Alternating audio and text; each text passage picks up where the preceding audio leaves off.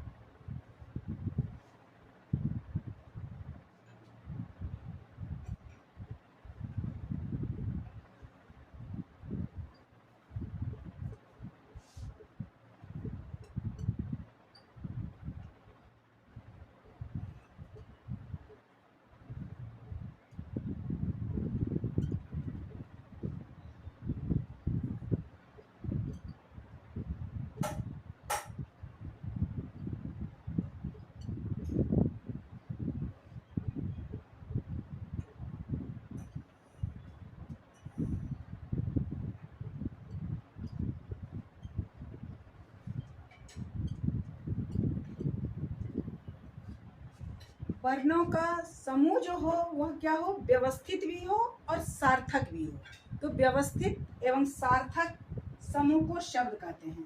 ये कमल क अलग म अलग लो अलग यदि लिख देंगे क, तो इसे हम शब्द नहीं कह सकते हैं। इसको समझ रहे हैं बच्चों? ये क अलग म अलग लो अलग, तो ये शब्द नहीं हुआ।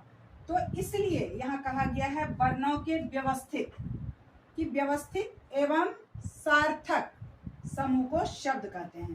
कमल, नयन, पंख आदि। तो यहाँ तक आप लोग समझ गए। शब्दों का वर्गीकरण 4 आधार पर किया गया है। शब्दों का वर्गीकरण कितने आधार पर किया गया है? 4 आधार पर किया गया है। पहला वर्गीकरण उसका है कि उत्पत्ति के आधार पर, उत्पत्ति के आधार पर, रचना के आधार पर, अर्थ के आधार पर और प्रयोग के आधार पर। शब्दों का वर्गीकरण 4 आधार पर किया जाता है।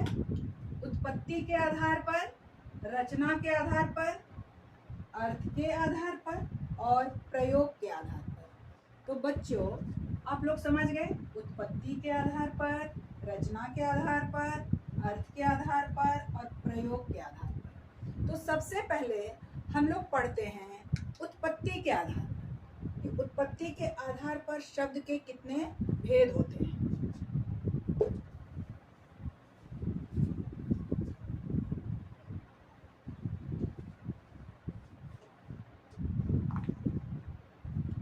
उत्पत्ति के आधार पर शब्द के 5 भेद होते हैं।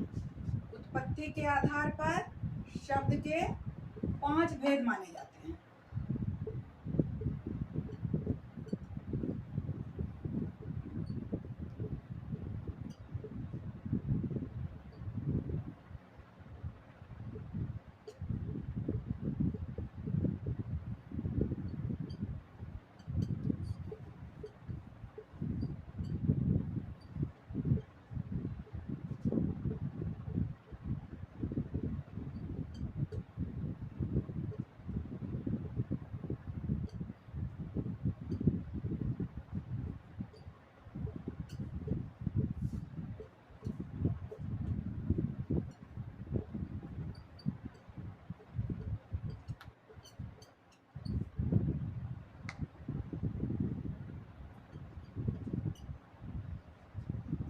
तत्सम शब्द, तद्भव शब्द, देशज शब्द, विदेशज शब्द और संकर शब्द। तो तत्सम शब्द किसे कहते हैं?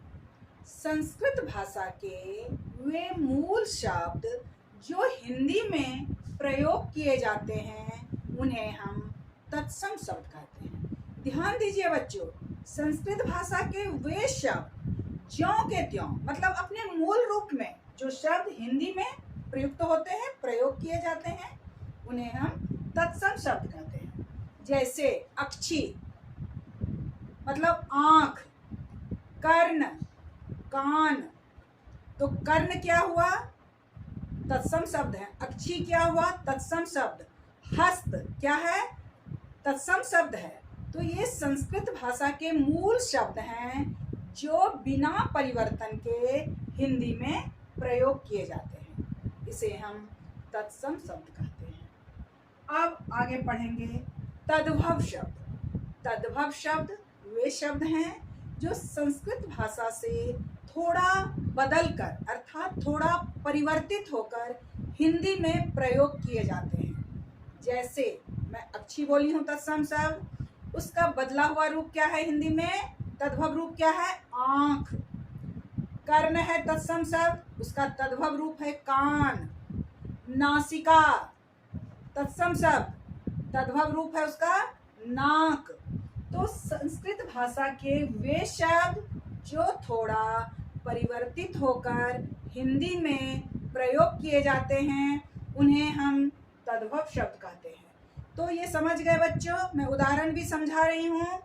देशज शब्द, देसी भाषाओं के वे शब्द जो हिंदी में प्रयोग किए जाते हैं उन्हें हम देशज शब्द कहते हैं। देसी भाषा के वे शब्द जो हिंदी में प्रयोग किए जाते हैं उन्हें हम देशज शब्द कहते हैं। जैसे लोटा, डोरी, डिबिया, खटिया आदि। समझ गए? विदेशज शब्द, विदेशी भाषाओं के वे शब्द जो हिंदी में प्रयोग किए जाते हैं उन्हें हम विदेशज शब्द कहते हैं। क्योंकि यहाँ बहुत सी विदेशी भाषाओं के शब्दों का हिंदी में प्रयोग होता है। जैसे विदेशज शब्द हम बोलते हैं टेबल, चेयर, तो ये क्या है? विदेशज शब्द है। आल्पिन, ये क्या है? विदेशी भाषाओं के शब्द हैं। तो विदेशी भाषाओं के वे शब्द जो हिंदी में प्रयोग किए जाते हैं उन्हें हम विदेशज शब्द कहते हैं। जैसे चाय, चाय शब्द हिंदी का शब्द नहीं है।